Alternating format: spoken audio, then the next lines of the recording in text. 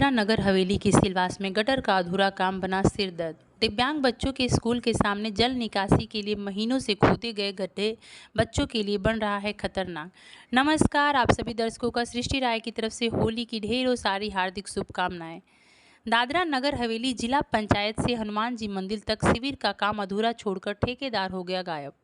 संघ प्रदेश Dadra Nagar Haveli Chomar road drainage के अधूरे काम को लेकर वहां के रहवासी अब विरोध प्रदर्शन पर उतर गए हैं। केंद्र शासित प्रदेश की राजधानी सिलवासा शहर की बात करें तो शहर की लगभग सभी सड़कें खोद दी गई हैं। ठेकेदार अक्सर महीनों तक खोदी गई सड़कों पर काम अधूरा छोड़कर गायब हो जाते हैं। पिपरिया ब्रिज के सामने से शुरू होकर उद्योग भवन और जिला पंचायत के सामने से शुरू होने वाली हनुमान जी मंदिर रोड सीवेज कार्य के कारण लंबे समय से विवादों में है। रेड क्रॉस सोसाइटी द्वारा संचालित एक विशेष बच्चों का स्कूल इसी सड़क पर स्थित है। जिस स्कूल में दिव्यांग बच्चे पढ़ते हैं उसके ठीक सामने महिलाओं ने जल निकासी के लिए एक गड्ढा खोद रखा है। जल निकासी के लिए खोदे गए ये 4 से 5 फीट गहरे गड्ढे इस स्कूल में जाने वाले बच्चों के लिए खतरनाक साबित हो रहे हैं।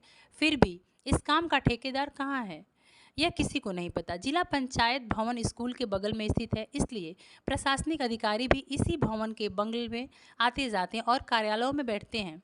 गुजरात नेशनल लॉ यूनिवर्सिटी भी इसी सड़क पर स्थित है। विद्युत भवन, उद्योग भवन भी इसी मार्ग पर स्थित है। आमली औद्योगिक इकाइयाँ भी, सड़कें भी इसी सड़क से मिलती हैं। वही स्थानीय बस्तियों में हनुमान जी के मंदिर में प्रतिदिन कई श्रद्धालु दर्शन करने आते हैं। करीब 1 साल पहले सीवरेज का काम शुरू किया गया था। स्थानीय लोगों का कहना है कि यहाँ पहले से ही सीवर था जो टूट गया है और अब रेडीमेड सीवर डाला जा रहा है जो कि पहले की तुलना में छोटा है। इस नाले को बनाने के लिए लगभग पूरी सड़क की खुदाई कर दी गई है। 2 किलोमीटर की पूरी सड़क में तैयार नालियों का लेवल सड़क से 1.5 फीट रखा गया है, जिसे देखकर लोग पूछते हैं कि सीवेज सड़क में जाएगा या सड़क का पानी सीवर में जाएगा, जबकि इस बरसाती पानी की निकासी के लिए नालियां बनाई जा रही हैं। लोगों में यह कन्फ्यूजन है कि जहां बस्ती बढ़ रही है वहां बड़े नालों को छोटा कर देना चाहिए या मौजूदा नालों को बड़ा कर देना चाहिए। हनुमान मंदिर के सामने एक घर की हालत देखने लायक है। कई जगह सीवर का कर्व बताया गया है, लेकिन आगे चलकर यह कैसे अनवरत सीवर बनेगा यह तो ठेकेदार को ही बता सकता है। लोग अधूरे पड़े सीवरेज कार्य के लिए ठेकेदारों की तलाश कर रहे हैं। स्थानीय नेताओं की कोई नहीं सुनता और नतीजा कुछ नहीं निकलता। इस क्षेत्र में प्रशासन ही सब कुछ है। इस क्षेत्र में प्रशासक ही सब कुछ है। चाचा के खिलाफ बोलने की किसी की हिम्मत नहीं होती। अधिकारी निश्चिंत होकर बैठे हैं और जनता त्राहिमाम कर रही है। कहा जाता है कि चाचा ठेकेदारों को एक जगह से दूसरी जगह शिफ्ट करते रहते हैं ताकि कोई काम पूरा ना हो सके, और ये कब पूरा होगा कोई नहीं बता सकता। यहाँ कलेक्टर झगड़ा करते हैं, मामलतदार हंसता है, ठेकेदार वही करता है जो चाचा कहते हैं।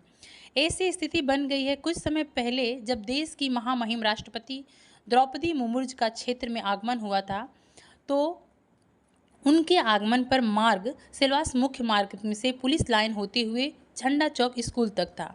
वह सड़क 2 तरफा है, लेकिन चाचा जी की मेहरबानी से यह सड़क सिंगल लेन बन गई और एक तरफ का काम आज तक अधूरा पड़ा है। इसके अलावा सड़क के बीच में पेड़ों को जबरन हटा दिया गया ताकि कोई भी उस सड़क पर न चल सके जो पुरानी छाया डालती हो। बड़े मार्गों को अब छाव की तलाश है, लेकिन चाचा बायो चार्ज लगाकर शहर में पेड़ कटवा देते हैं। सिलवास नगर की सभी सड़कों का विकास के नाम पर डमरीकरण का कार्य नहीं हुआ है।